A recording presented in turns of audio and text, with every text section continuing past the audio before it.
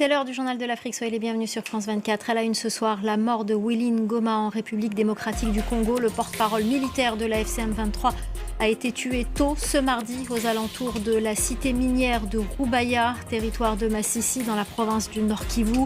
Sa mort a été confirmée par des sources militaires. Nous serons à Kinshasa dans ce journal.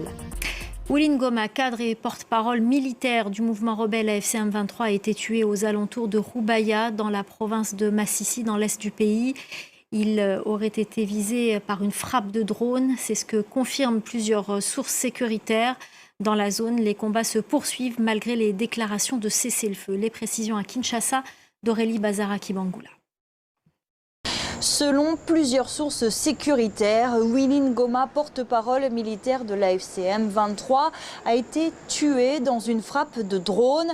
Alors à ce stade, il est difficile d'avoir plus de précision. Ni l'AFCM 23 ni les autorités congolaises n'ont encore communiqué. Alors d'après nos sources, c'est dans la nuit de lundi à mardi que Willy Ngoma a été tué aux alentours de Rubaya. Plusieurs autres rebelles ont été blessés. Au cours de cette même nuit, l'un des responsables rebelles a affirmé sur les réseaux sociaux que l'armée congolaise et ses alliés bombardent, je cite, aveuglément la zone. Alors depuis plusieurs jours, les combats sont intenses vers Rubaya, une cité contrôlée par les rebelles. C'est une zone stratégique et riche en minerais.